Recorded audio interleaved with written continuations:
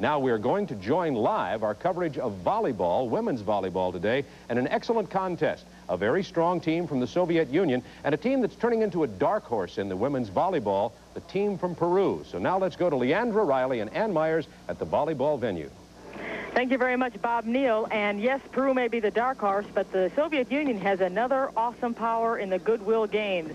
You said the men's basketball team is awesome. Well, you should see the women's volleyball team. They are awesome. Isn't that right, Ann Myers? They are really strong. Not only awesome, but when they get the ball at the net, they are so big and powerful. Just watching them warm-ups, how hard they hit the ball. And they're a great blocking team. Although Peru has probably the best blocker in the world, Gabriela Perez. The Soviet Union has size, they have speed. As you take a look now at the Peruvian team, the Soviet Union has a real large team. They have a quick team, but more importantly, the Soviet Union has a very deep bench. Well, they have such an experienced team. They were third in the '85 World Cup behind China and Cuba, who are not here at the Goodwill Games.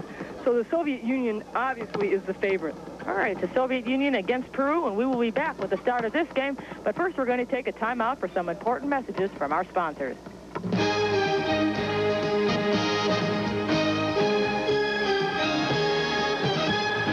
Coverage of women's volleyball. It is Peru against the Soviet Union. Peru in the white and red trimmed uniforms, the Soviet Union in blue with red trim.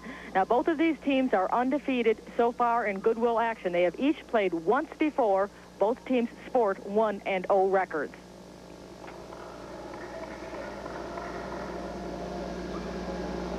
Also in this pool with the Soviet Union and Peru are East and West Germany.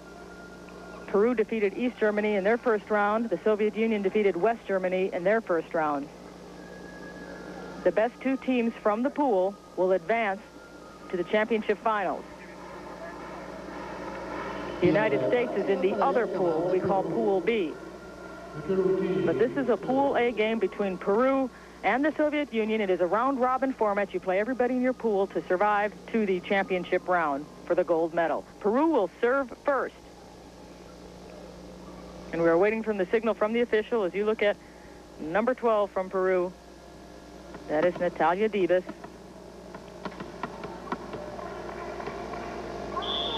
And finally, the whistle has happened. Women's volleyball getting underway here as our Goodwill Games coverage continues from Lenin Central Stadium, small arena. And a good block by Peru sets it right back over to the Soviet Union. Off the block, Peru caught flat-footed, side out. Peru was Gabriel Perez. She got a hand on it, but Kovo with the hit for the Soviet Union.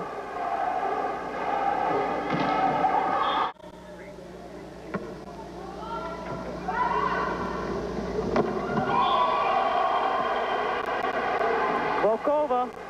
And she was a big hitter last night against the West Germans. She really put almost everything she got her way down for a kill.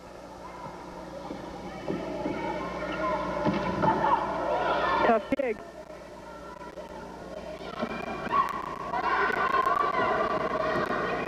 Keeping the ball in play for a free ball. Ogienko sends it over. Good save.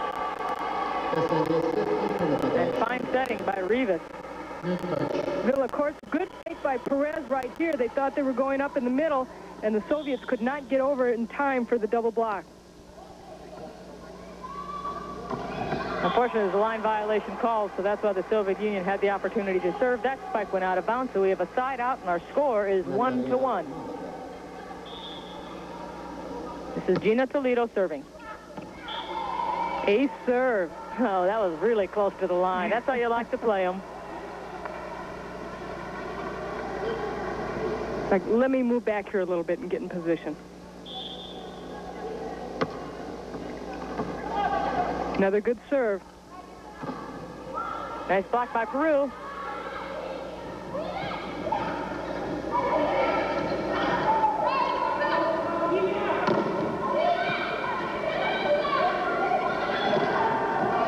Nice one-on-one block. Into the block of the Soviet Union, side out. That was a one-on-two block. Ogienko on the inside. Sends it back to Peru.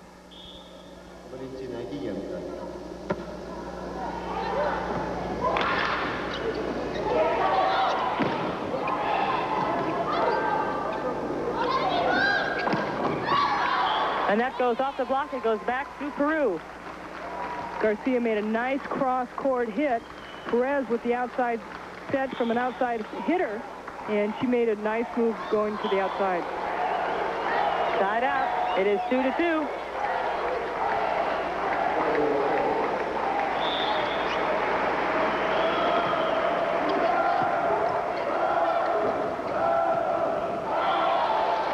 They called it in. Side out for the Soviet Union. Safronova down the line. Watch when she goes up for the ball. She keeps that one arm down. The left arm comes back down, and she looks real unorthodox when she goes up for that arm swing. Tough dig. Nice throw by the Soviet Union. Villacorta making the dive. Left hand goes by the Soviets. Krivoshiva's good at the net.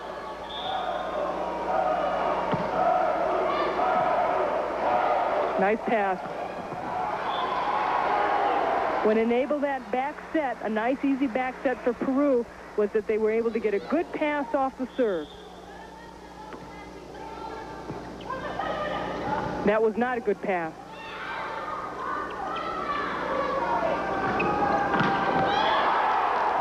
The powerful arm of Denise Garcia.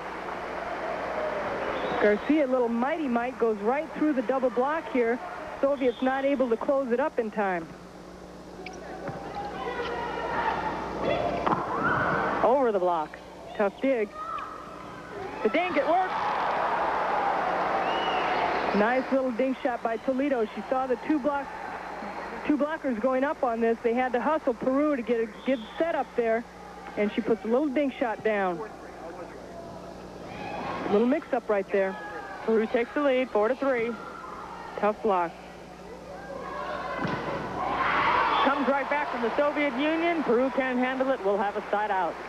And that's where the Soviets are so strong when they can get that block going. Their hands were over the net to keep the ball on the side of Peru. Nina Kasalova with the serve. Good cross by Peru. There's 3 blockers up for the Soviet Union, but the ball went out of bounds.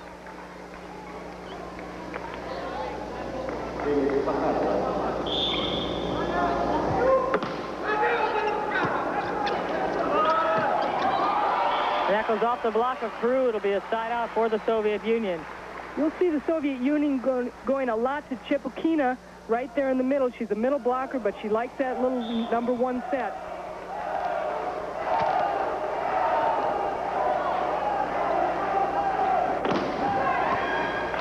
That could be a free one for the Peruvians. From behind the back hit.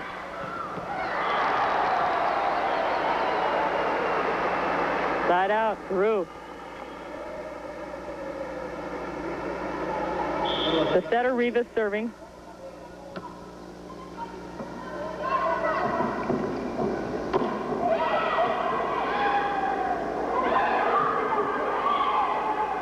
Dibas. That's a tough hit for Dibas because the ball was so close to the net, and she was able to get the ball through, not through the block, but make the ball drop between the net and the block. And that was tough because it was so close to the net.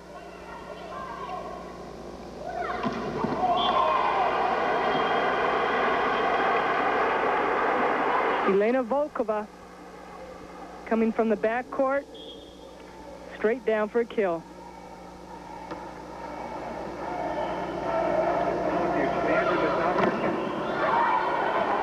Perez using the block well. And it's a side out for Peru. 5-3 is our score. This is Toledo with the service.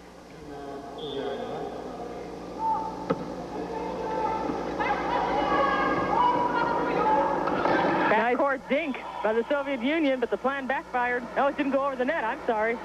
For Peru. Nice little dink shot by Volkova. That's an interesting offense that they ran to bring her up to the front for a soft dink like that. You don't see too many of those. No, I don't think I have seen it in this tournament. Missed right there with Rivas and Villacorta. Volkova serving.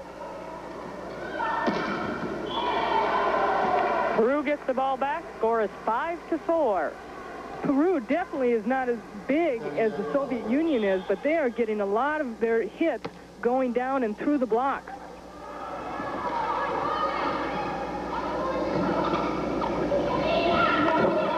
Soft touch doesn't fool Peru. There's a windup. Over the block. Tough dig.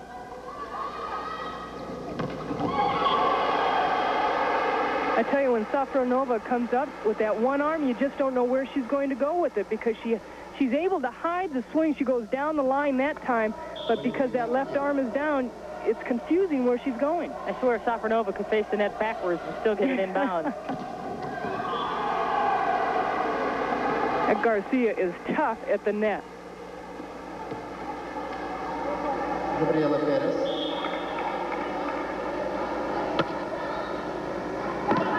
Still 5-4, side out because the service was too long.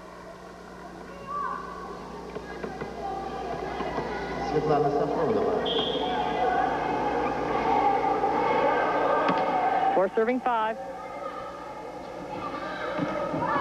And that's out of bounds. Nobody on the Soviet side touched it, so this game is tied at 5. This is our first game in a best-of-5 match. Both of these teams have identical records. They are now 1-0 in the Goodwill competition. And they've played each other plenty of times, so they know what each ball club's going to do. They also know that when you put up a block like that, you're not going to get through it. Our score is 6-5. The Soviet Union is on top, so Peru is going to take a timeout to regroup. And we are going to do the same. We'll be back.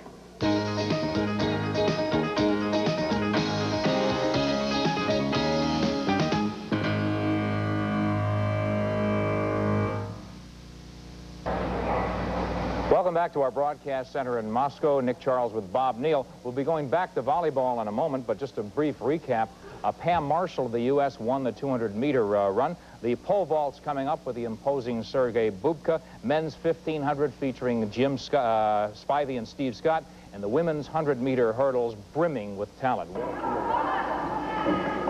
If you are familiar with the city of Moscow, this is where we are located. This is Lenin Central Stadium on the city's southwest side, and we are in the small arena of this multi-event complex. It is huge. It is unbelievable. They have enough facilities here to accommodate a few football games simultaneously. But right now, volleyball is the sport, and you are looking at Peru against the Soviet Union.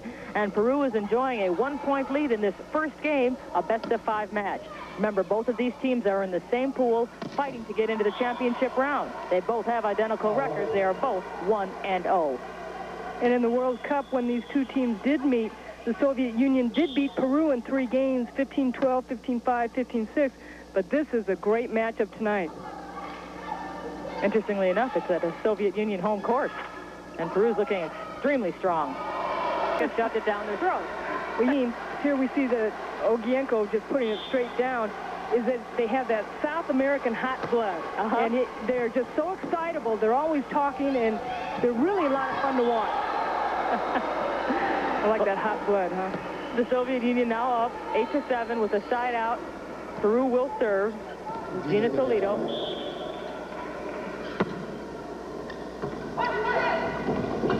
Fake to Ogienko. The dink by Safronova. And that went out of bounds, side out for the USSR. Gito's trying to go down the line, can't quite get it.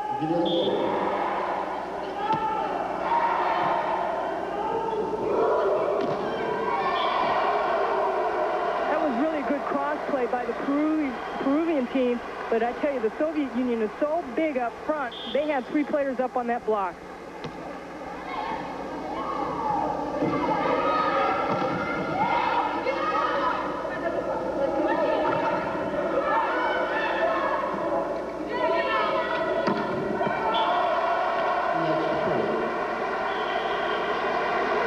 On that outside hit, hitting the back line against Peru. Medina Uribe has re-entered the game for Peru. It's the first time we'll see her in this particular match. She has had a lot of action in earlier matches for the team. Peru got away with that. That wasn't a good pass. Nice save. Free ball to the Soviet Union. No, it won't even go over the net. Now, there's something that you should know about the Peru team. In 1983, at the Pan American Games in Caracas, Venezuela, the United States was playing Peru for the championship.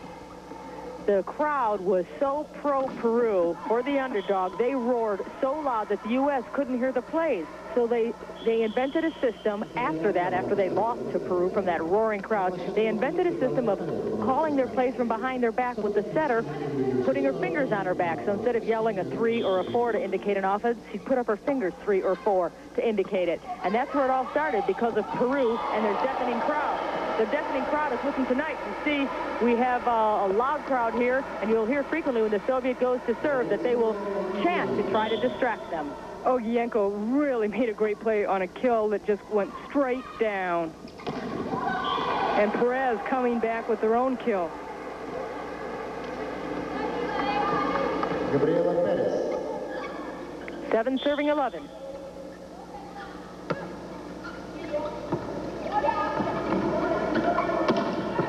That would have been out.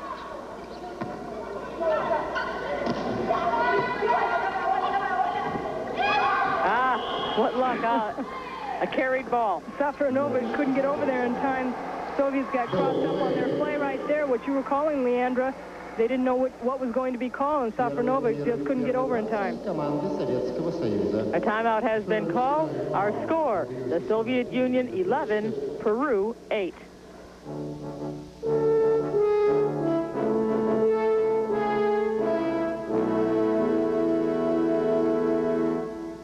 Much more exciting at the women's volleyball venue. Right now our score is 12-10. The Soviet Union is on top of Peru. Soviet Union in blue, Peru is in white. This is our first game in a best-of-5 match, and both of these teams are identical in the win-loss column. They both have 1 win and 0 losses. We've had some long rallies in this game too, Leander. They've really been exciting.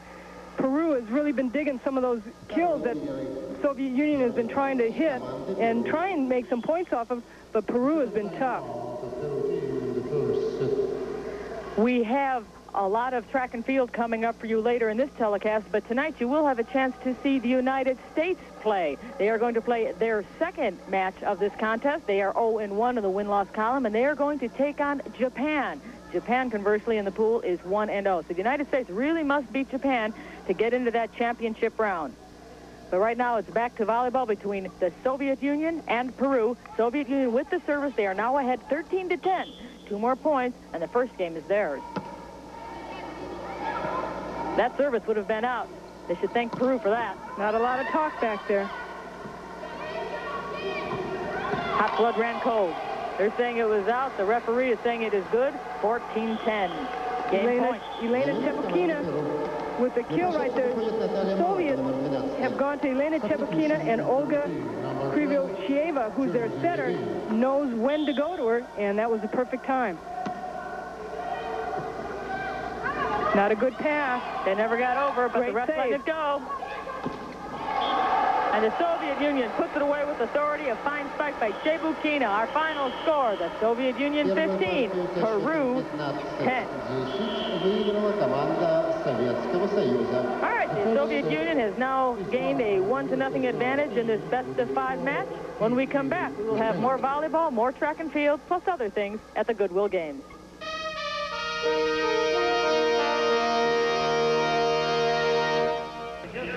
Charlie Neal along with Craig Masbach here at Lennon Central Stadium. The 1500 meter for men is in progress right now.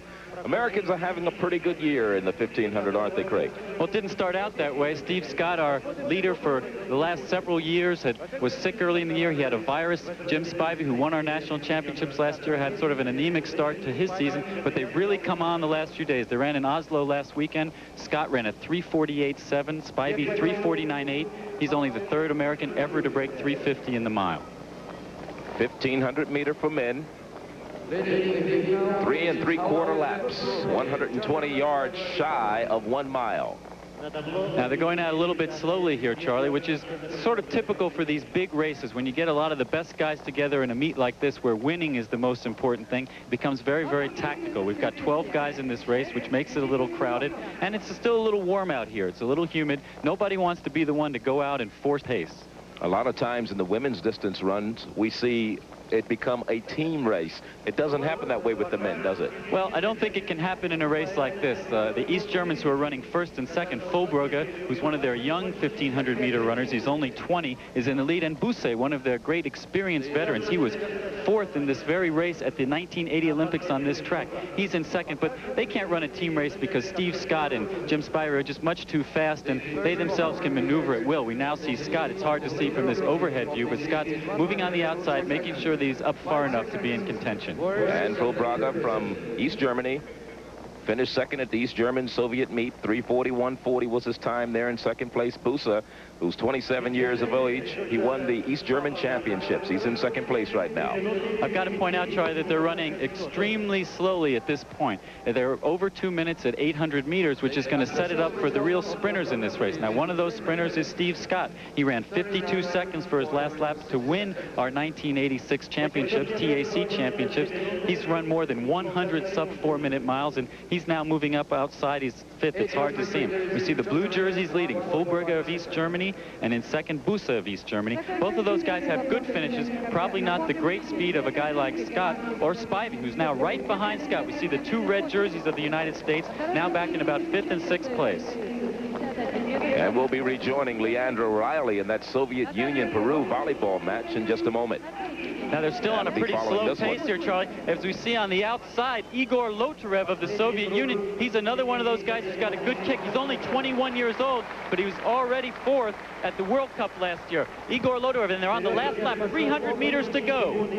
And the young man you spoke of, Lotarev, is probably the top Soviet middle distance runner right now. He is, even though he's only 21. We see Busse on the inside, Scott just outside. They haven't started sprinting yet. This is going to be a 200-meter race, Charlie. Who's ever got the best leg speed is going to win. And Steve Scott better be careful. That guy right behind him with the red top and the white shorts, that's Igor Lotarev of the Soviet Union. And Scott is on the outside. Steve Scott from the United States, 30 years of age. This is where it's all going to happen right here, Charlie. And it's really just mano a mano right here. Who's got the best sprint? Lotarev kicking on the outside. It'll be Lotarev coming across first. Spivey coming up third. Scott finished second. Unofficially, it was American finishing second and third. 3:40, not one of the fastest times. We said from the start that it was tactical. You see, as they came off, Scott was well positioned on Busse, but he looks a little bit too upright. You know, he ran that great race at Oslo just last Saturday. Maybe he's still a little tight from that 3:48 mile. And what did I say about Lotarev? He ran 1:47 in the 800 meters at age 17. He's got great leg speed, and he really just put his head down and charged like a sprinter for that finish line. Spivey at the left of the screen comes up well, but he just left it too late.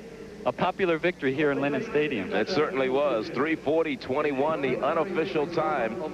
And you saw Lotarev of the Soviet Union winning, coming in first.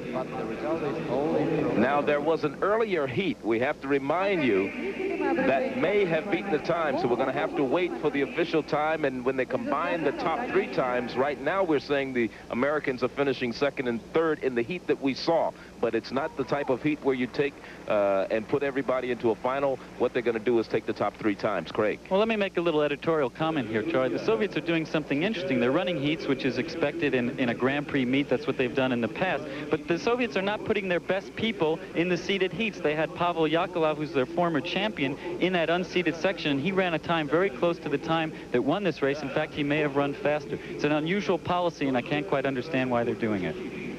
Well, it happened to us yesterday in another race that we saw, so I guess it's not uncommon.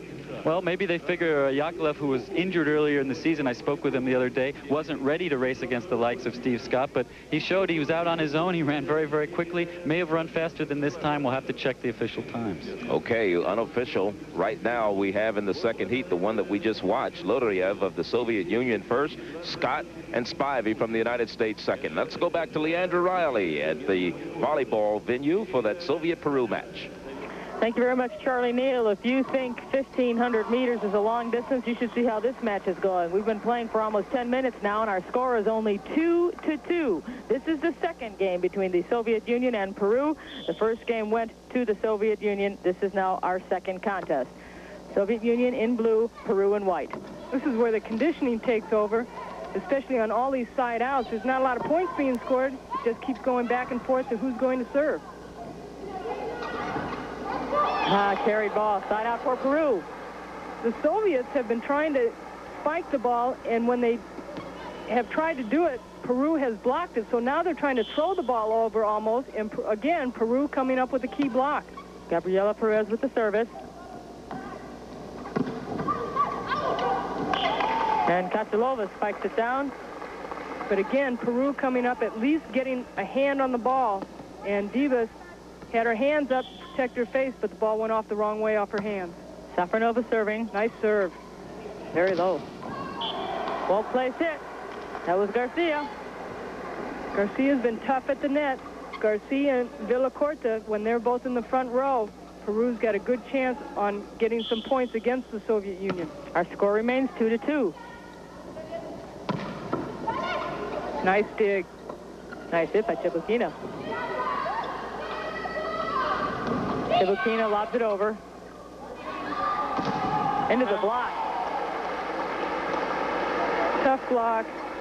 Kachalova and Krivoshieva, who's the setter for the Soviet Union, really comes into play on a lot of blocking. She's one of their better blockers. I guess I have to make the pun. They're a nice Soviet block. Moving right along here, Toledo. Please do. Hey, what do you do when you come up against a block? When you play, Dan, and you go around it. Can you make that decision that quick? Can you really just make that adjustment? Oh, I think no matter what sport it is, the kind of reaction that you have to think about, it's not a thinking thing. You see so many things, and you react in that split second. So you have to be agile in ability and agile in your thinking. Which doesn't always happen. Right, sometimes one's better than the other.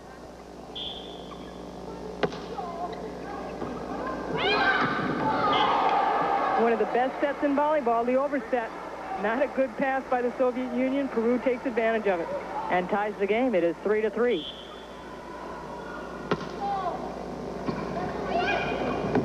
Nice short set. Volkova coming in.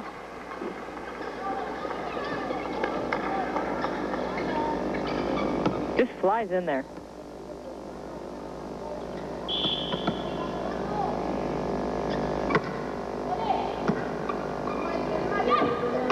Setting behind it, Toledo, but she hits into the block. Backcourt spike. Tough up. From hitter to setter. Ogienko faking.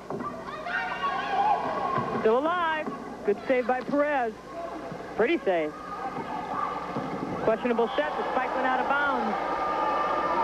Belongs to Peru. That was a good play by the Soviets. Really, Ogienko really could not get over in time, and I guess they call it a point. Yep, they said off the block. A touch. And you can hear the Peru crowd booing that call. 4-3, USSR. And that one goes off the fingers of the Soviet Union, side out for Peru. Gina Toledo said, "I'll take it back, thank you." Mm-hmm.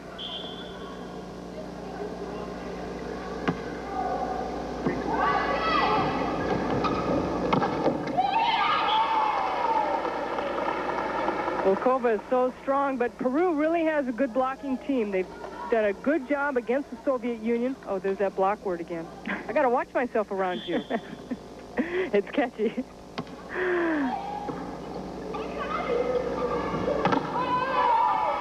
Nice up.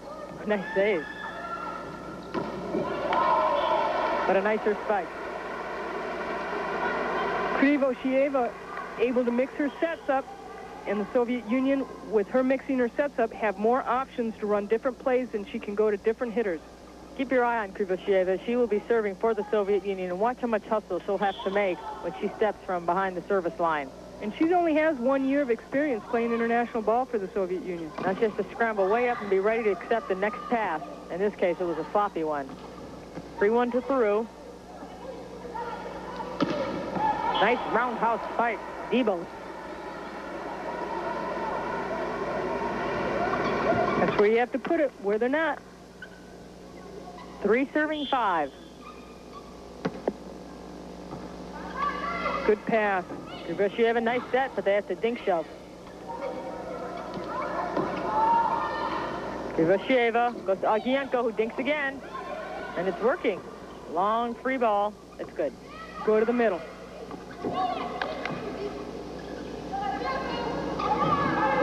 Surprise to Ogienko. Good play by Ogienko. She had a chance to maybe hit the ball, and that was the second hit. The double block went up for it, and with that, it fooled me because you really thought she was going to hit it, and then she jumped up and set it back instead. And by that time, the block was really committed. Nice dink. Peru trying to give it back to the Soviet Union. Perez in on a good block. Chebokina was there, but she just didn't move. 3 serving 5. Behind the line for Peru is Natalia Dibos.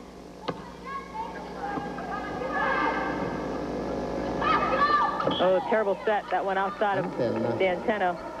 There you can see the antenna by our first referee. That's an extension of the sideline, and the ball must stay on the inside of that antenna. Can't go around it. 4 serving 5. Set went backwards. It went off the block and out of bounds, side out for the Soviet Union. Good back set. Ogienko was there, and so was the Peruvian double block, but they weren't there quick enough. Ogienko serving.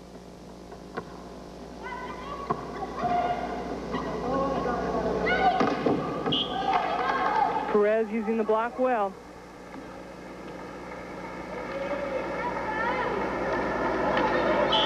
They say that she is the best blocker in the world.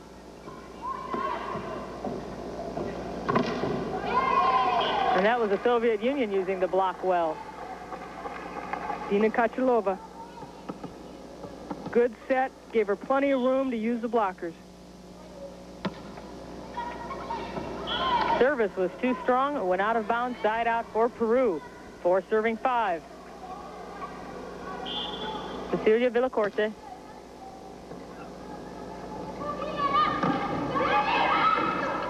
Good hustle by Peru. Little dink didn't work. That's what happens when you try that little dink shot against a tall team like the Soviet Union. They're up there so long, their arms are so long, they're able to tap it back. Right now, the momentum of the game is very stilted. Neither side has really been able to put together a good group of points. And yet both teams are passing the ball fairly well, so they're able to run their setters off some kind of passes, and both teams are doing a good job defensively. I think that's the name of it. The defense is really stifling the offense in this case. And we have a floor wipe, so we're going to break away from the action. Volleyball competition here at the small arena, 5-4. The Soviet Union's on top.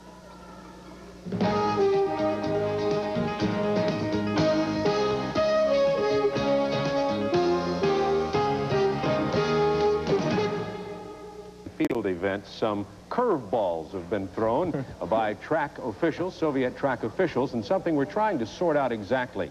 As you may have noticed if you watched yesterday, as you may have noticed when you watched Charlie Neal and Craig Masbach a minute ago, there are heats or separate races being run in some of the finals. These are all final events for the most part at the Goodwill Games. The track and field are all finals.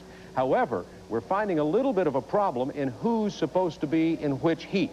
For instance, if there are 2 races, the Soviet track officials had agreed that the very best racers in the world would be in one heat. Some of the others, additional racers who did not have times that good, would be in another heat. But what's happening, Nick Charles, is that we're finding that the best Soviet racers are sometimes in the slower heat. We're trying to straighten out exactly what it is. For instance, we still don't have the final results of the 1,500 meter. Right. I don't think we have any qualms with the fact that more countries than expected, than previously expected, showed up for the Goodwill Games, thus creating a need to split the field into heats. We just can't have one final. There are just too many runners in many events. No problem there. But again, Soviet meet officials assured us that if it were split, there would be one very strong race where the medalists would come out of, and then one very weak one. That has not been the case, so things are very vague at this stage. Well, Charlie Neal, Craig Masbach, and our researchers who are on the site at Lennon Stadium are trying to sort all this information out. They'll get it to us. We'll get it to you in just a few moments. But right now, we have an excellent volleyball game going on at Druzhba near Lennon Stadium. Let's go back to Leandra Riley and Ann Myers. Excellent is an understatement, Bob Neal. A very stubborn squad from Peru refuses to give in to the Soviet Union. The USSR took game number 1, 15-10. They lead in game number 2, 8-5. But Peru just is not giving up. they keep just digging everything that the Soviets throw at them. Triple block from the Soviet Union. And now it is 9-5. We had seen one series where the Soviets had blocked like 5 spikes in a row from the Peruvian team, but Peru was able to keep it going, digging it back up. Nice serve. That's the best place to serve when you have the defense so far back against the baseline, and you can drop it in, and they have to dive forward. You know a bad pass is coming off of it. 10-5 is our score. The Soviet Union is on top. And what do you think the Peruvian coach is telling his squad?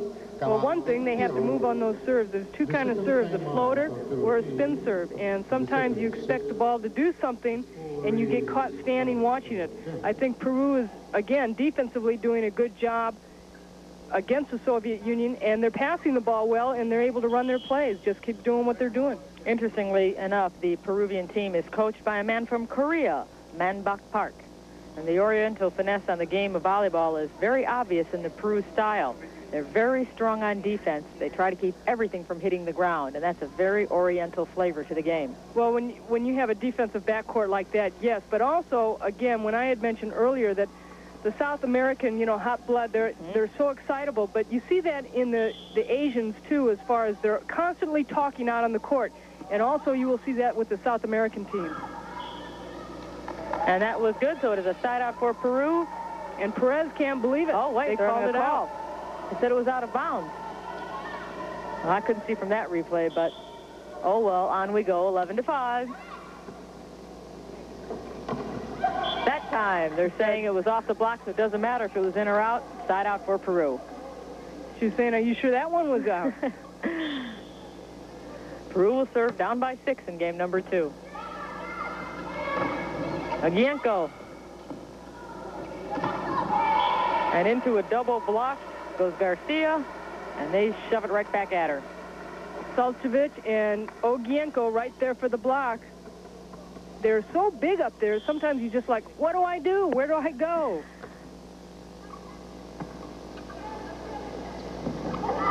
That was smart. Over the block. Oh, fine hit.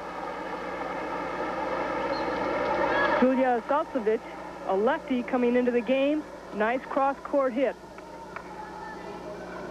Sometimes with that left hand, too, it can throw the defense off. You're not sure exactly where that ball's going to go. Nice cross. That's what Peru has to do more of, faking. One goes up with the fake to throw the block off. The second one follows through. Well, perfect. They were able to do that because of a good pass. And when you have a good pass, you can run several different options. And Peru not as strong in the middle, but you need a middle game to run those crosses and also to run the outside hits. And that time they were able to run the cross and fake the Soviets out of that double block.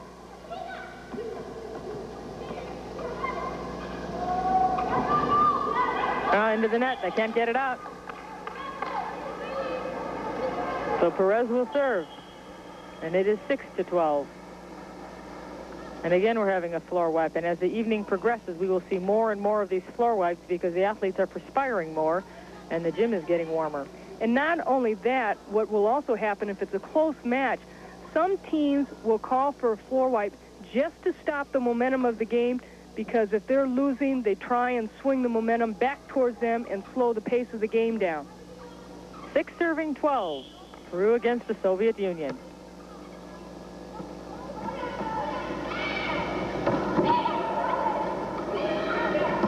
Backcourt spike. Down the line. That was Salchenko again. Well, they sure like going to her on that right side with that left arm swing. All right, 12-6 is our score, but right now let's go back to track and field competition and Charlie Neal. Okay, thank you very much, Leandra Riley. We'll be back to your exciting volleyball match in just a moment. Again, we were trying to explain to you what was happening in the men's 1,500 meters. It was set into 2 different sections. And this is the first section of the 2 heats, as they call it here. And some of the favorites in there has got to be Pavel Yakovlev. Also, Sergei Lappitin is in there from the Soviet Union. And Dr. Walker, who's also joined us right now, We talked about the problems that we've had. They had promised that they were not going to do it the way they've done it, and so far it hasn't worked out the way they said. They were going to put the lesser people in the first heat and the stronger people in the second heat. What is happening? Well, Charlie, in defense of the Grand Prix situation, they've got to keep 4 participants who have met the qualifying standard in every section for it to count as a Grand Prix. But the problem here is that they have sort of loaded the weaker heats with Soviet Union runners, which gives them an advantage of running free of any contact. They can run their own pace.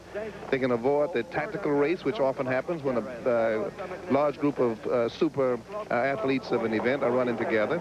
And when you're not running your own pace and running what you normally can, then you tend to run better time. And so therefore you're getting some of the faster times in what is supposed to be the weaker heats.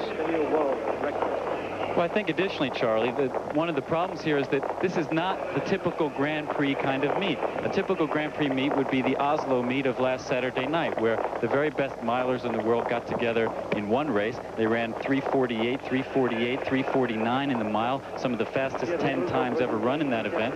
And then there was a B heat with guys, developing guys, young guys, guys who hadn't been to international competitions. They ran 3:39 for 1,500 meters, which is more like a 3:58 mile, some 10 seconds slower than that previous race had run. Here what we see is the Soviets, 2 of the better Soviets, who were placed in this heat inexplicably, can't really understand why they put them into this B heat of the 1,500 meters. And you've seen throughout this race, the lead has changed back and forth between them.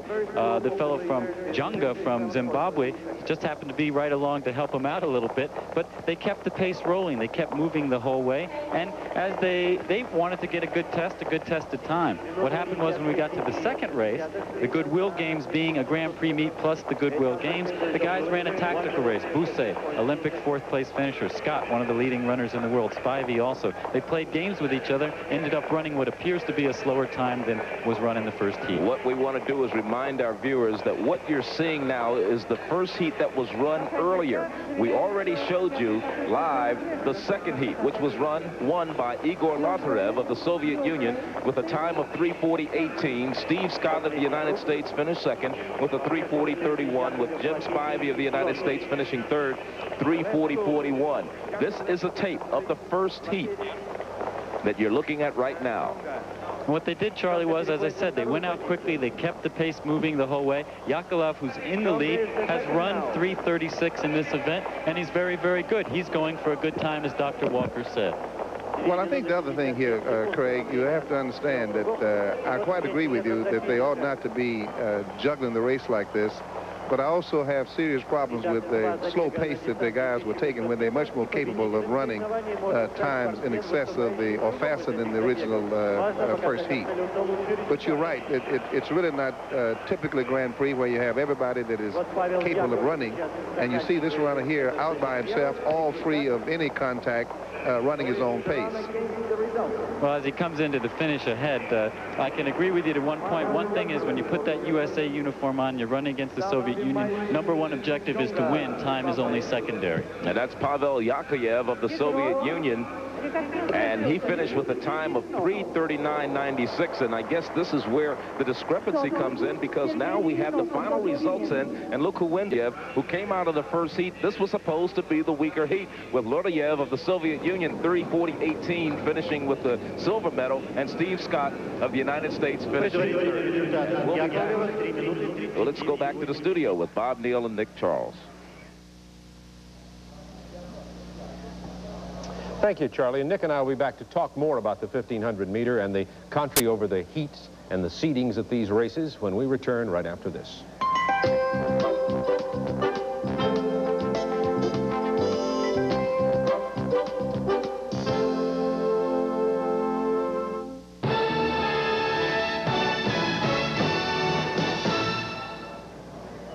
Welcome back to Moscow. Well, we continue to explore the controversy of the various heats and the seedings and the athletes that are in race 1 or race 2 that's happening out at Lenin Stadium with the track and field. Soviet track officials had agreed with the Athletic Congress and the International Track Federations that because there could be more than the required number of runners for one race in an event, that there would be another one. But the agreement that was made is that in the second race, or the lesser known runners, the ones with times of qualification that were less, would run in a heat by themselves and put the best versus the best in the same race. That's apparently not happening. For instance, the first heat, the heat for the runners that should not win the race, the man who won that's name is Pavel Yakolev of the Soviet Union. Turns out that he is a former Soviet record holder who has been injured and had not run. He got out in front, ran ahead at his own pace, no bumping, no running, as you heard Dr. Roy Walker said.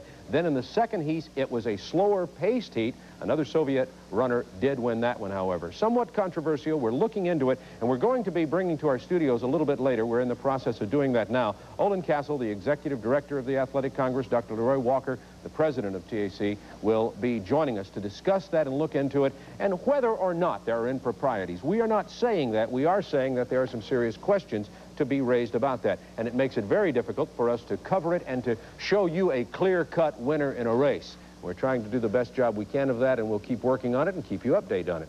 Nick, it's getting hot and heavy here. Meanwhile, hot and heavy at volleyball. I'll tell you, Peru has been the dark horse, not coming out of nowhere. They had been rebuilding, but they're exuberant, brimming with desire. They've got some great athletes, and they're playing the best team in the world right now, the Soviet Union. Let's go back to that game, Leandra Riley and Ann Myers. And we have an incredible contest going on here, as you see in this replay. Peru putting it down in the face of the Soviet Union to give them a 14-13 lead. Game number 2, and Peru, like Ann Meyer said, they're hot-blooded and coming back. And they got some hot-blooded fans up there cheering for them, too. Side out for the Soviet Union, and they're in a ditch right now, down 13-14. They must win by 2, so our game will go to at least 16 if the Soviet Union wins. And that was out of bounds, so the game is tied at 14. So we are at least looking at a 16-point final here. You must win by 2 in volleyball competition. Gina Toledo going up against a double block, saw the line, but ran out of room. Soviet Union took game number 1. This is our second game of the match. Toledo goes up against the block. Point Soviet Union, 15-14. That time Gina Toledo sees the double block, and she does have the line and tries and goes cross-court right into the block. Coming in the game is Gabriela Perez. That is for Peru. 15-14 game point for the USSR. Oh, miscommunication here. Look over free. And that was good. Lucky break for the Soviets, or for the Peruvian athletes. That was Gina Toledo. The last 2 times the Soviets went up against Toledo, they blocked her that time because the ball was off the net. They had a down set, and she got it in the court. Block by Peru. We're tied again at 15. This game's going to go to at least 17. And Toledo comes up with that block. Double block for the Peruvians. Soviets hit right into it.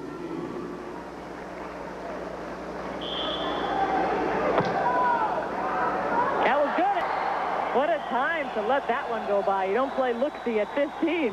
And what a person to do it. Garcia has been so hot. She's so excitable. They're yelling in the crowd. 16-15, game point for Peru. It's still up. No, it is not. Side out for the Soviet Union. They need 3. 1 to tie, 2 to win. Garcia makes a great try in getting back into the court from serving that ball, just not quick enough.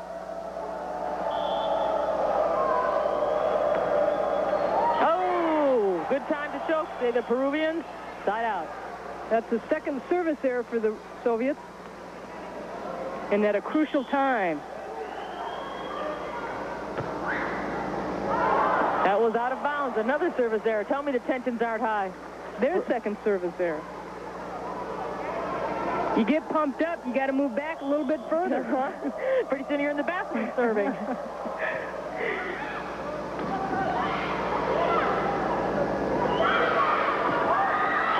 Side out for Peru. Game point again. They're ahead 16-15. Gina Toledo will serve. This is Ogienko, and there's the Peru stands. They're clapping. Kvashieva does the set behind. It is out of bounds, and that is being called good. Side out Soviet Union. Here's a replay. Good back set here. No blockers up. Good fake. And Volkova keeps it in. They call it on the line. 15 serving 16. Sloppy setting. Perez. Hey, I think this is sloppy set for the rest of the night. Every time they do that, they get a point or a side out. No matter where they pass the ball, they get a good setup. But Perez she really snapped her wrist well in order to keep that ball in with that spin. Game point for Peru. Nice dink. Another good dink. With power and authority, Peru wins game number 2. Our final score, 17-15. And this match is even, 1 game apiece. We'll be back with more volleyball, track and field, and other events as our coverage of the Goodwill Games continues from Moscow in the Soviet Union.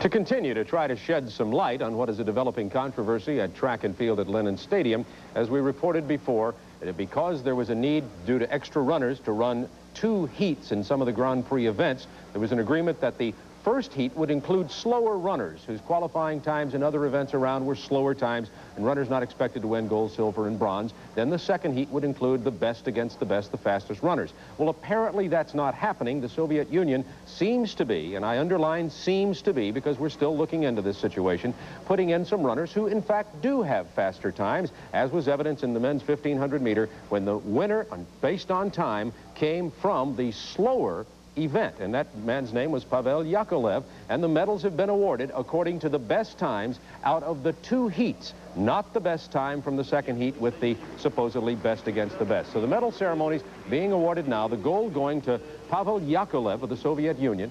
Awarded for the first place in... Olin Castle in the green jacket, by the way, is awarding the medals. Olin Castle, Executive Director of the Athletic Congress. He's involved in discussing this in the meetings that have been held and in the agreement that we think was reached about the first slower runners and the first heat slower runners, second heat world-class runners.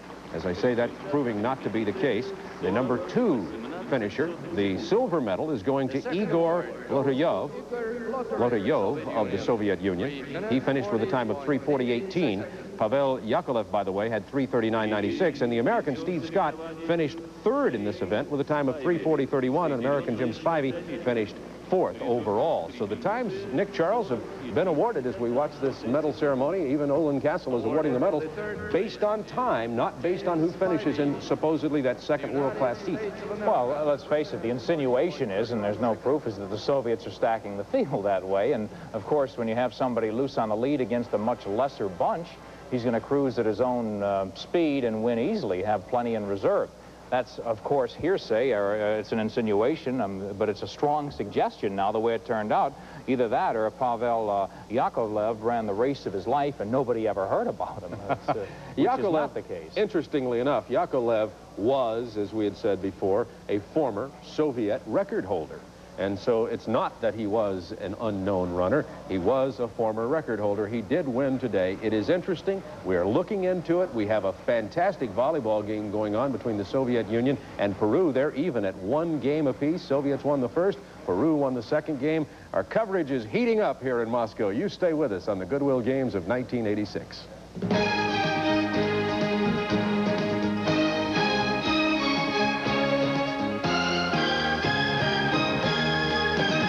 To Moscow, the Goodwill Games, where we have lacked neither competition nor controversy this week. It's going on right now in track and field.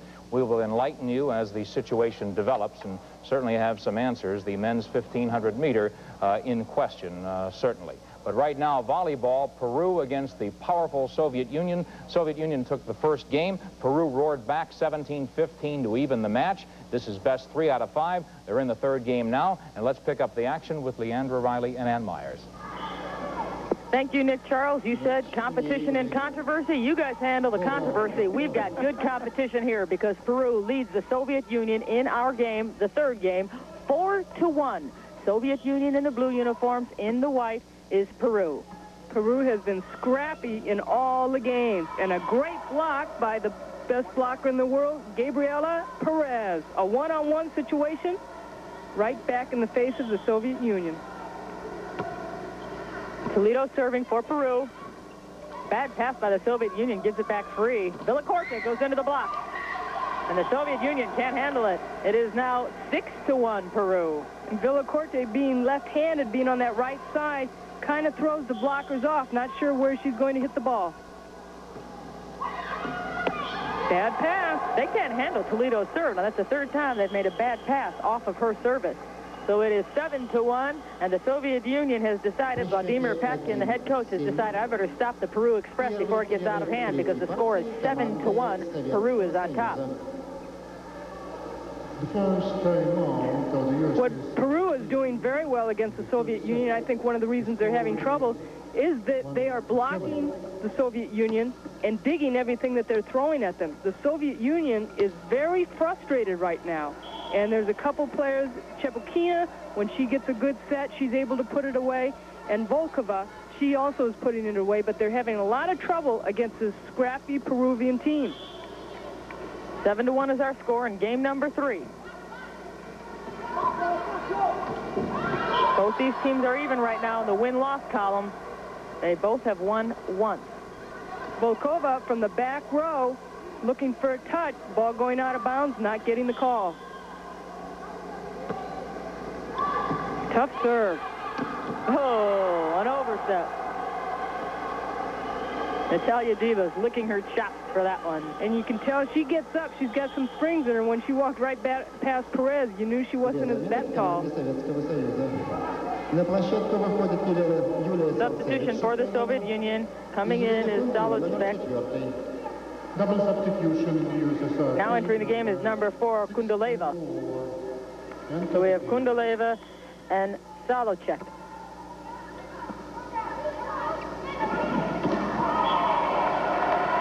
And Peru has to swallow that one. Side out for the Soviet Union. A good pass, enabling a good set, and Safronova going right through the block. Peru not able to close it up. Into the net. Side out for Peru. That's a break. 9 serving 1.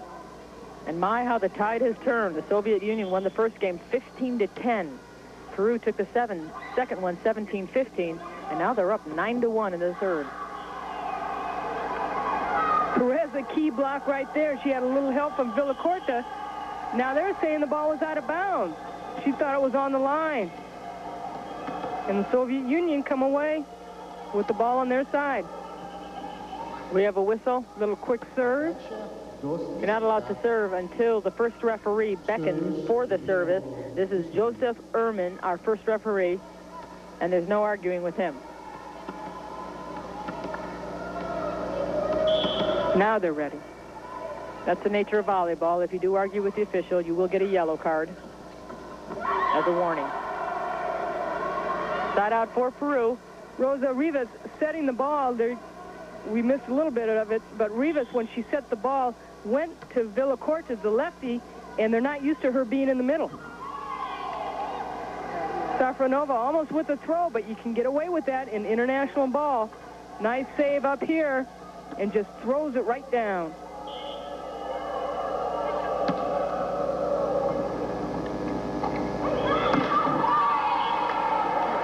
Good action at the net by the Soviet Union, and they now have their second point. There's not anywhere she could go with that ball except right into the block.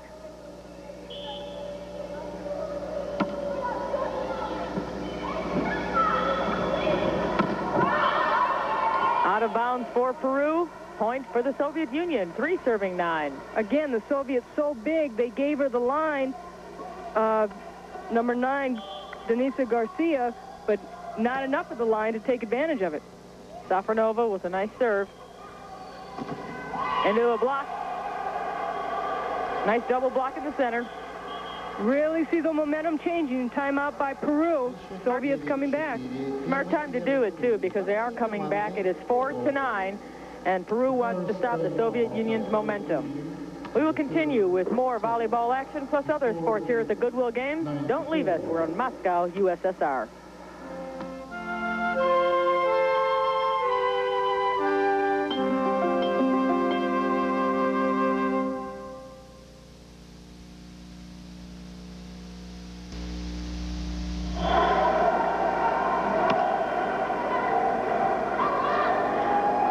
Volleyball competition continues here at Lennon Central Stadium, smaller arena. Our score is 9-6.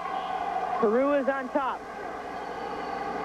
Make that 9-7. Peru is on top with this fine hit by the Soviet Union that Peru cannot handle. Svetlana Safronova still serving. Substitution in Peru team. Number 6, Jones in the game. Momentum has really switched to the Soviet Union side. The Peruvians had a 9-1.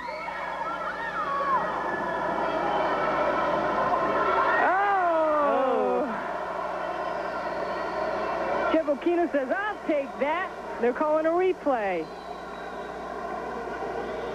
Just rolled right along the net. And the gesture, both thumbs up, means no point is awarded, no side out is awarded. We're going to replay it because it was a double violation that occurred simultaneously. Soviet blocked over the net. It is 8 serving 9, and what a comeback by the Soviet Union. Gina Toledo can't get a good pass up to the setter. And the Soviets with their double block right there. And with this tremendous comeback, the team from Peru has elected to call a timeout. They now have, instead of an 8-point lead, just a 1-point lead. It is 9-8.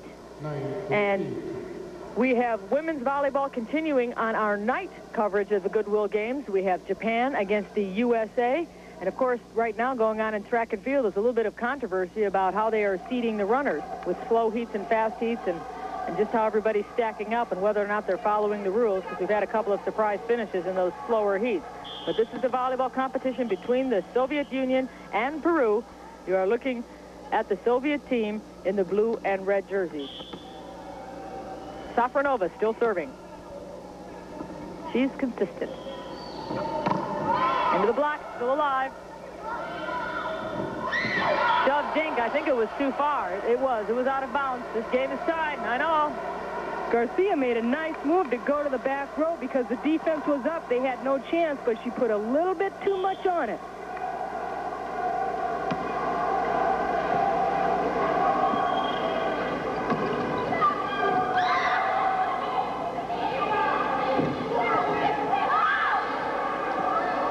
And a valiant effort by the Soviet Union. Ball takes a funny bounce along the net and goes out of bounds. It'll be side out for Peru. That whole play was funny. But the Soviet Union's not laughing. As we look at the Soviet coach, Vladimir Petskin. Well, Peru has to try and get something going. They really lost their momentum for a while, and Soviet Union caught up with them. They have to get something going right here. During one of the timeouts, Isabella Condamarin came into the game. Condamarin just served for Peru. Nice. Good off-speed by Garcia.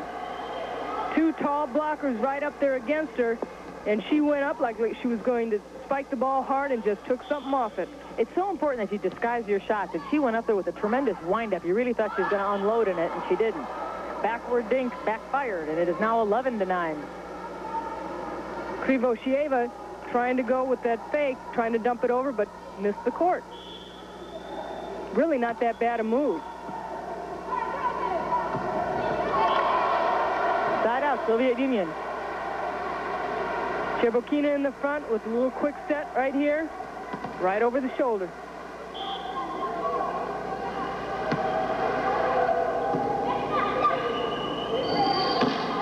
Tough block. Tougher block. That was a tough block, too. What happened on that, Peru, on that first block, they were able to bump the ball back up. The second time, nobody got there defensively, and that's what they've been doing really well against the block. Illegal hit called against Peru, or a line violation. I didn't see the gesture by the referee, but the result's the same. It is tied now, 11-11.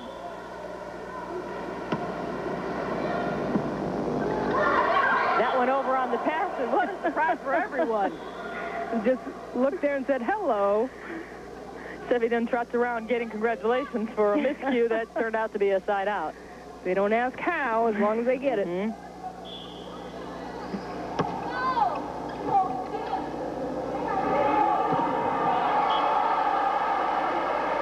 Balchevich on that left-handed side, going down with the cross court. 11 serving 11. Oh. Nice try. for the USSR, 12-11. So we have a substitution for Peru. Coming back in the game is Cecilia Villacorte. Salchevich was right there for that overset, and Peru's got to get a good pass right here. They always try to serve with the person who just came in off the bench, hoping she's cold. Not a bad move. Spike went out of bounds. Point, Soviet Union. 13-12. Long. They listen to me. Side out. Never fails. Another substitution coming in the game for Peru. Gabriela Perez. Back in the front row. Substitution in Peru team. Number 5 enters the game. Tangle at the net. Comes over to Peru.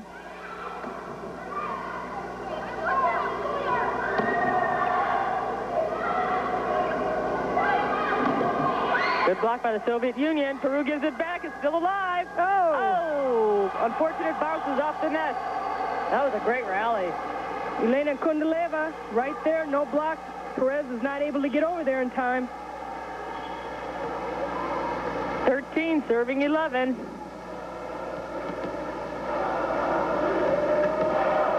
We're going to break away from the action here between the Soviet Union and Peru and go back to our studios. Bob Neal and Nick Charles. Realize that's a very exciting 13-11 game. We'll keep you posted on it, be going back for more volleyball action. But we've been talking about the controversy that has developed in track and field, particularly in the 1,500 meter, and the seeding of the events. Olin Castle is with us. You see him just over my shoulder. He is on hand at Lennon Stadium. Olin Castle is executive director of the Athletic Congress. Olin, let me ask you first of all, just to explain what I would call myself a highly unorthodox procedure of seeding events in a Grand Prix event and having heat races to begin with. How did that start, if you'll begin that explanation first of all? Well, there has been other events that have been conducted in the Grand Prix, and they've been conducted in the same manner. It's just that the seeding here seems to be a little bit different. In Oslo and Stockholm and other places where they have had Grand Prix meets and where they have had different sections in a 1,500 or 800, they have seeded them so that the fastest heat is the A heat, and there has been no combining of times, because in the Grand Prix system you cannot combine the Grand Prix and determine a winner based on the time. The Russians designated the second event in the 1,500 as the Grand Prix event, and that's the event that the points will be awarded to. As far as the winners that stood on the victory stand, they explained that this was the way that they had decided to do it at the technical meeting. Even though the Grand Prix points would go to the people that were in the Grand Prix race, that they would combine the times for the winners in the 1,500 Goodwill Games event. Okay, Olin, let me see if I've got this straight then. We have a B heat of slower runners, an A heat of faster runners, and what the Soviets have explained to you and the way this is set up is, along with the Grand Prix understanding, is that the fast heat, the heat that is the Grand Prix event, is where the points are awarded for the Grand Prix. But in terms of awarding medals here at the Goodwill Games, someone has decided and or agreed that a combination of times would determine first, second, and third. Do I basically have that accurate? That's the way the Russians explained it to me. They said that they had explained it that way at the technical meeting, which I did not attend.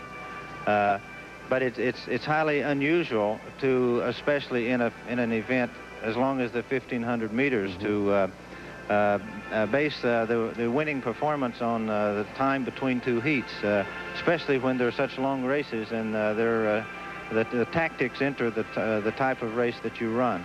Olin, I understand Dr. Leroy Walker, the president of the Athletic Congress, is there with you. I'd like to ask him his opinion of what's going on with track and field, and specifically this 1,500 meter situation. Well, Bob, I think one of the problems is that the seeding did create a problem as far as how they would determine the medals and how they would determine the final point system. But from a coaching standpoint, I think I always have problems with tactical races when individuals have trained so diligently and for so long to run at a given pace. And when you slow it up in order to run tactics with other competitors in the race, you play into the hands of the individuals with the great sprint effort.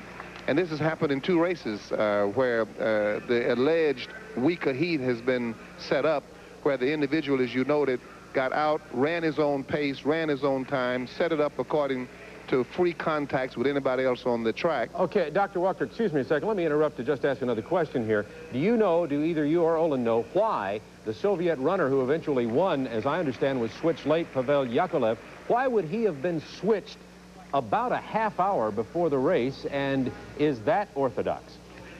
Well, no, it's quite unorthodox. I think we can't defend that, and we shouldn't, and I don't understand what the Soviet Union is doing in terms of juggling and entering people at the last minute, which they did the first 2 days of the Goodwill games. That is, Bob, quite unusual. But the other side of it is the individuals get caught up in the fact that they're running a tactical race with a much larger field when the other individuals are out to run free of contact and run their own pace. But there can be no justification of the switches that they're doing. Okay, let me ask you this. Is it unorthodox, or is it something that's not accepted in track? For instance, take another sport like baseball. Managers shift players around, switch hitters and pitchers, and that's okay because they're trying to toy with the other team's strategy. But in this event, and in a Grand Prix event, is it actually something that we think is illegitimate, or is it simply a curveball? Olin Castle? Well, I don't know when the switch was made, and I don't, the list that I originally saw, they only had one heat. I didn't see the 2 heats, and I don't know who was switched and when the switch was made. I'm not aware of that. It is a bit unusual in a Grand Prix event to have people go out and run free, especially if you're going to have a pace setter, and in most Grand Prix events you do have a pace setter.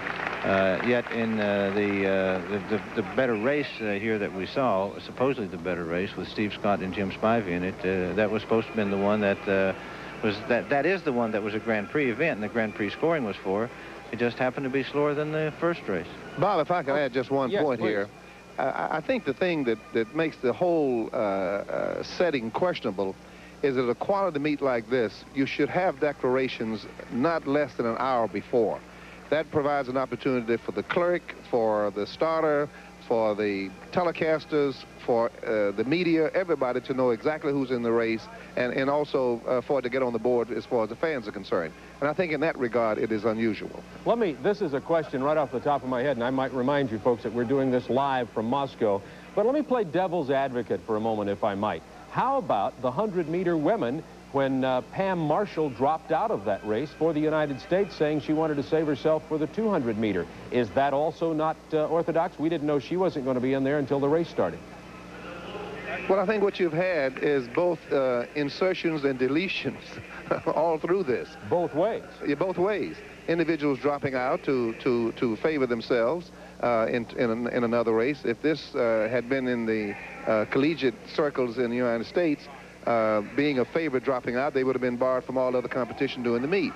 But here in international competitions, where they are doing this thing sort of on an ad hoc basis and up and down the scale, individuals are both being dropped and being added to the dismay of both spectators and the media, and I'm sure to the telecasters. Yeah, but Bob, I should point out that the 100 meters for women is not a Grand Prix event this year, and Pam is interested in being in the finals of the Grand Prix. The 200 meters is a Grand Prix, so that's understandable. I'm not sure when the change was made. I'm sure our coaches and officials made the change at the time they were supposed to.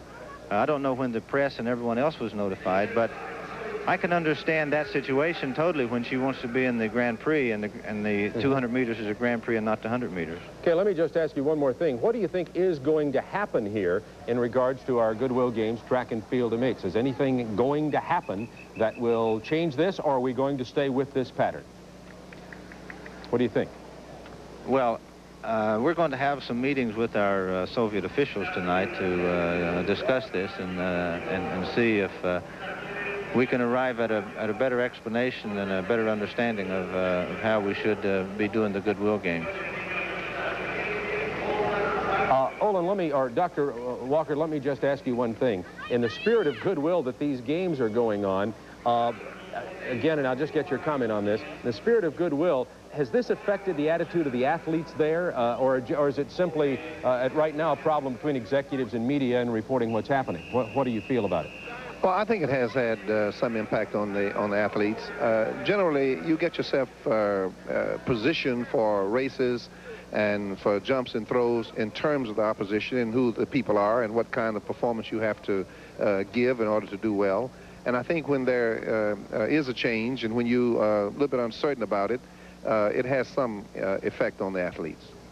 Olin Castle, we understood earlier today that you said this, and correct me if you did not, because I'm getting it at the last moment here, that if there was a Grand Prix event with 7 or less, then they would have to stay in that heat, 7 runners or less. And we understand that Yakovlev, the man who was switched at the last minute, was number 7, thus under the agreement staying in the heat. Was that the agreement, and did in fact that happen? No, as long as they had 4 qualified people in that race that they designated the Grand Prix race, the 1500, for the 1500, Yakova didn't have to stay in that race. It would still score points if they had 4 qualified athletes in it.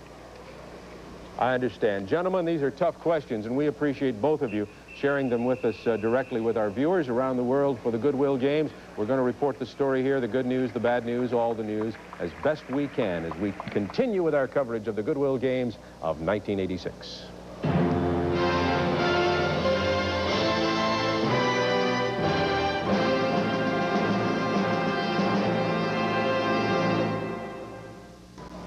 So we'll thank Olin Castle and Leroy Walker for helping explain the controversy over the seeding of heats in the Grand Prix events that are also part of the Goodwill Games. I realize it probably remains a little bit confusing. We will continue to investigate and try to illuminate the situation. As of right now, though, the men's 1,500 meters, and it'll probably stay this way. If it changes, we'll let you know. The winner was Pavel Yakovlev, who was in the, quote, slower heat. Number 2 was Igor Lotoyov, who was in the faster heat. Number 3 was Steve Scott of the USA. Well, Nick, I'll leave this in your hands to really clarify. Well, thanks a lot. I'm going to take a little break, and I'll be back later this evening. Great. I think the essential question, was the guy who won the gold medal a second-class runner? If so, what was he doing in the second heat? Exactly. Well, we'll find out, we hope. Meanwhile, we've got volleyball going, an exciting match. Peru and the Soviet Union. Let's go back for the call and Leandra Riley. Nick Charles, please send us a repairman. Somebody took the tubes out of Peru's radio. They are trailing by 6 points. They collapsed in the second game, 15-11, and now they're just about crushed. 7-1, the Soviet Union has the lead. If the Soviet Union wins this game, they win the match. So let's see if Peru can get fired up and rally back from this deficit. Peru definitely has simmered down. Valacorta and Garcia, the 2 fire plugs for Peru. Here's the ball going to Valacorta, but they just haven't been able to get anything going. The momentum is right now with the Soviet Union. 8-1, Soviet Union's on top. The Soviets look real confident up at the net right now. They're blocking everything. Spiking from outside the court, bringing it back in. 9-1. Salcevic with that left hand going cross court. And Valacorta not able to get her hands on it. Substitution for Peru coming in is Sevedon, number 8. Chebokina serving, and she really has been instrumental in this comeback for the Soviet Union. She has been really strong at the net, and there she basically serves an ace. And that was a ground-to-air missile for that ace. 10-1, the Soviet Union is on top, and we are going to break away from this action with the Soviet Union about to close the door on Peru in this match. Don't go away. More volleyball coming up from Moscow.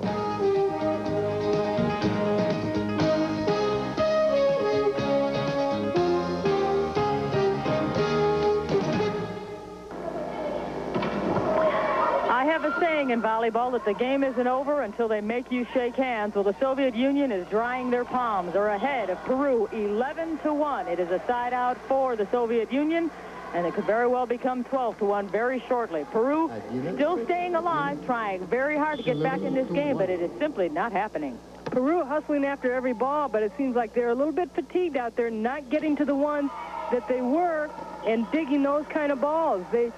When the Soviet Union was blocking Peru, Peru was able to come back and dig that ball up and attack right back at the Soviet Union, but they're not able to do that now.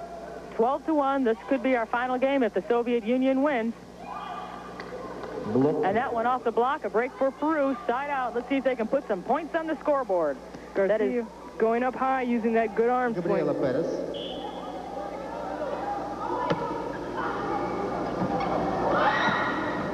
Bad pass, but the Soviet Union's making something out of it.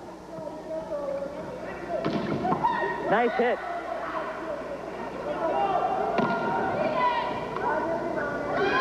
Fourth set. Nice block by Peru. Just misses. Now that time Peru was hustling. They were getting those blocks, coming back off it. A little bit long. Tough break for Peru. Side out. 12-1. Soviet Union is on top. They took games 1 and 3. Peru took game number 2. Now, should Peru lose, this does not eliminate them from the medal round. The best 2 teams in each pool will survive, so this only gives Peru its first loss in the round-robin competition. And they conceivably could come back and play the Soviet Union. What a grudge match that would be. Number 3 and number 5 at the World Cups in '85. Of course, the U.S. team has different plans for that. They'd like to get into the medal round and face either the Soviet Union or Peru for the medal. 1 serving 13. You can watch the USA tonight. They're going to take on Japan. That's going to be a great game. A lot of good young talent on that team. Substitution for the Soviet Union coming into the game is Salachevich. Substitution in the USSR. Salchevich goes in, and coming out, number 16, Nikolasova.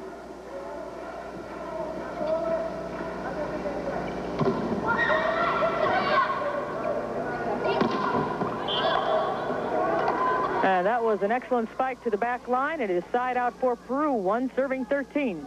Garcia said, yeah, I think it's in. She really is a firebug out there. Tough try right there. Nice southpaw hit. Salchevich is tough. Salchevich, ever since she's been in the game, and every time she's in the game, they go to her in the front row because of that left hand.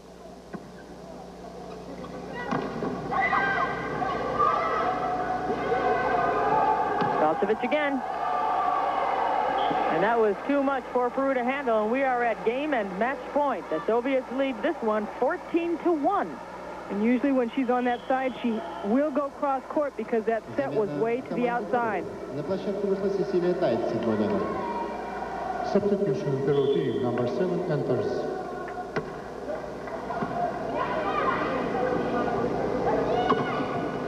Double block. Nice save.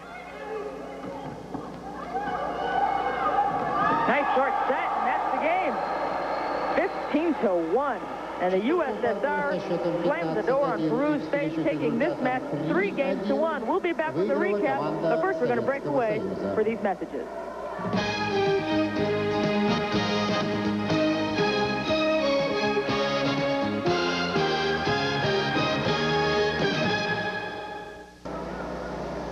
There you see the final numbers. The Soviet Union defeated Peru 3-1. Pretty good contest, except for the last game. Well, it really was. The Soviet Union demonstrated how strong they are at the net play, and they really passed the ball well.